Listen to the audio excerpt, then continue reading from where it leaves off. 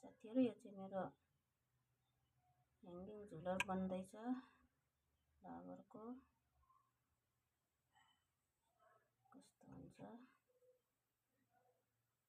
Final भएपछि देखाउँला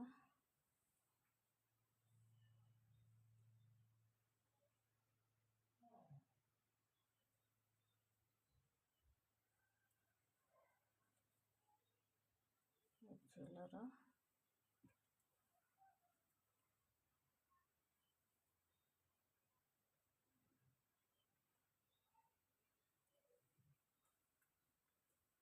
हामीले यही स्टेप बाई स्टेप यो चाहिँ रिपिट गरिराख्नुपर्छ। ओके रेडी भएपछि देखाउँछु म कस्तो हुन्छ। अन्तिममा हामीले वायरलाई यसरी बान्नुपर्छ जसले गर्दा यो झोलाको चाहिँ मुख ठुलो नहोस् भनेर हामीले वायरलाई बान्नुपर्छ।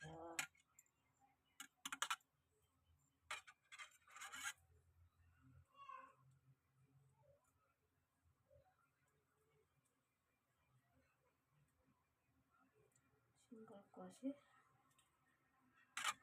प्रत्येक स्टिचमा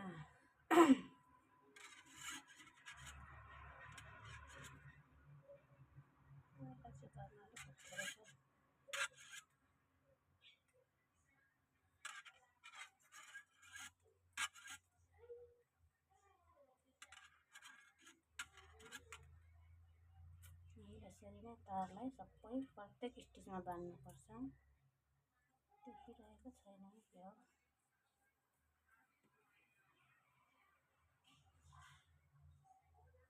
यो हामीले पुरा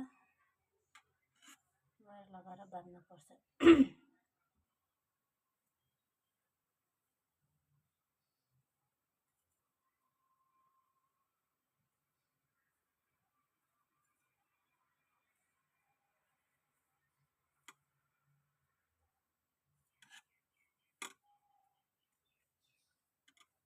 प्रत्येक स्टिचमा हामीले वायरलाई बान्नुपर्छ। यसरी वायर छिराएर हामीले यो सबै वरिपरि यहाँ ल्याइपुर्याउने। यो चाहिँ यहाँनिर ह्याङ्गिङ गर्नको लागि यहाँ चेन बनाउँदैछु।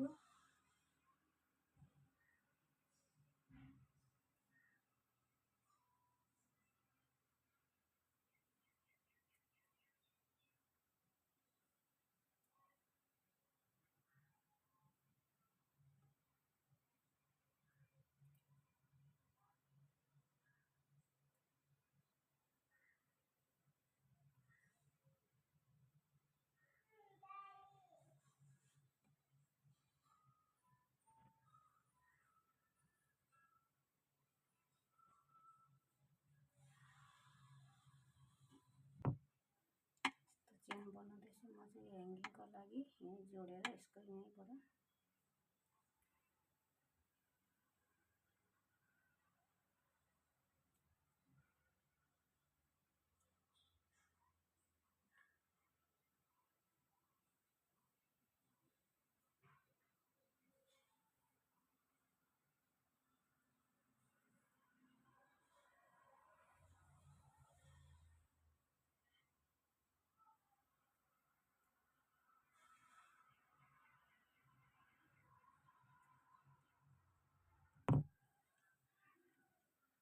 मेरो ह्याङ्गिङ झोला चाहिँ यस्तो भएको छ साथीहरु। हामी यसलाई यसरी गरेर राख्न सक्छौँ। फुलतिर फुलदानीतिर म चाहिँ एकैचोटि जोडेर देखाउँछु है त कस्तो हुन्छ फाइनल लुक।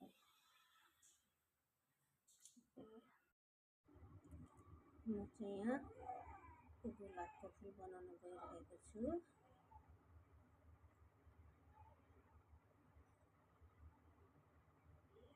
हामीले यो त्यसरी नै चेन 7 8 9 10 11 यसरी नै हामीले यो चेन चाहिँ जतिवटा लामो बनाउनु मन पऱ्यो, जतिवटा ठुलो फुल बनाउनु मन पऱ्यो त्यतिवटा लामो बनाउन सकिन्छ। म चाहिँ यहाँ 44 बनाउँदैछु। यसरी नै मैले यहाँ 44वटा चेन बनाएको छु। अब हामीले यसलाई 2 3 4 5 5वटा चेनलाई चाहिँ स्किप गरेर यहाँ एउटा यसरी घर बनाउँछु। अनि 2वटा चेन स्किप गर्यो, फेरि यहाँ अर्को डबल क्रोसे, फेरि यहाँनिर 2वटा चेन, फेरि डबल क्रोसे एकै होलबाट एकै ठाउँबाट, फेरि 2वटा चेन स्किप गर्यो, 2वटा चेन त्यही ठाउँबाट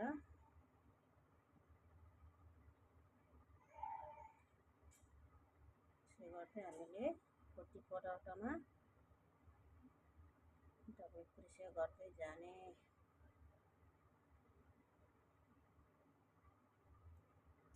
यहाँ पुरा बनाएर देखाउनेछु।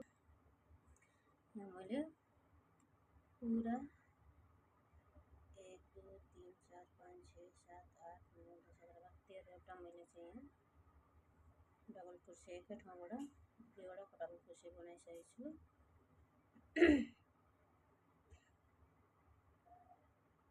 अब चाहिँ हामीले यसलाई टर्न अन गर्ने अनि डबल क्रोसे 1 2 एउटै होलबाट अनि 2 चेन गर्ने, फेरि उही ठाउँबाट फेरि डबल क्रोसे 2वटा बनाउने 2चोटि। अनि यसलाई स्किप गरेर यो अर्को होलमा फेरि डबल क्रोसे डबल गर्ने, 2 चेन गर्ने,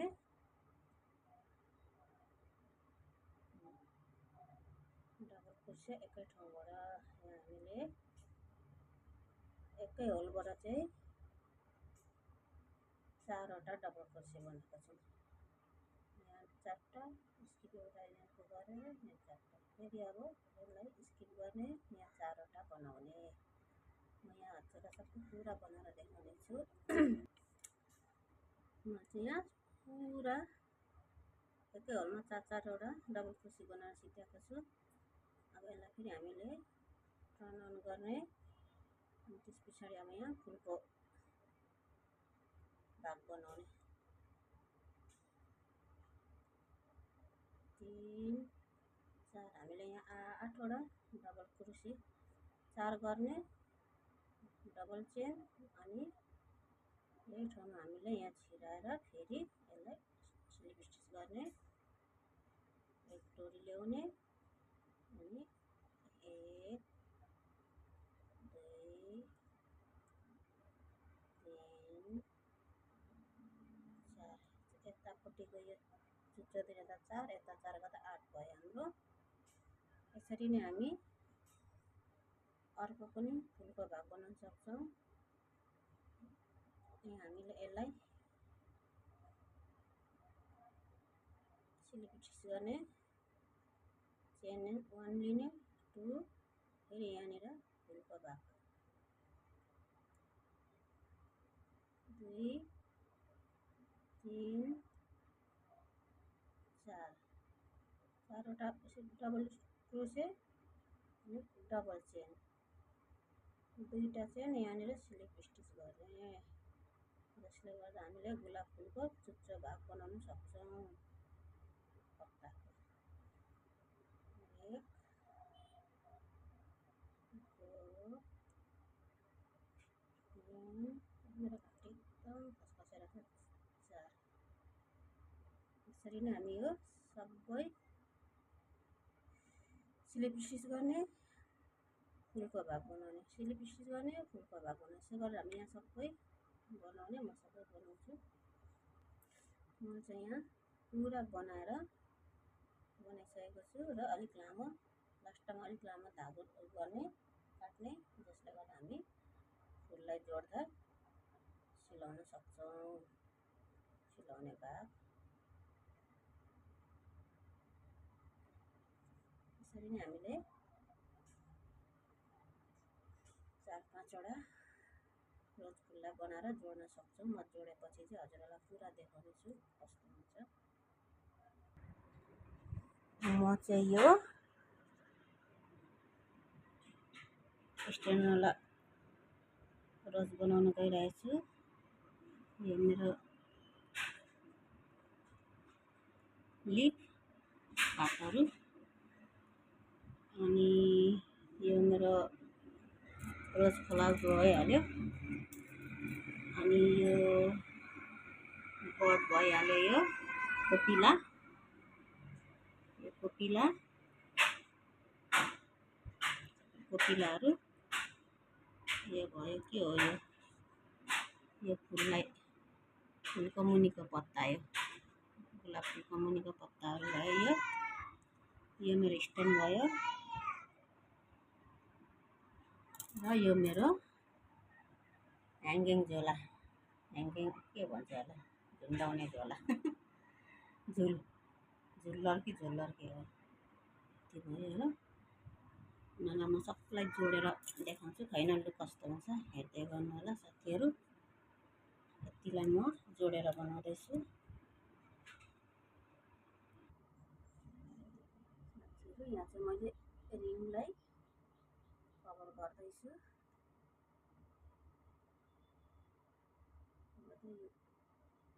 स्ट्यान्डको रिङलाई चाहिँ हामीले यसरी वरिपरि कभर गर्ने।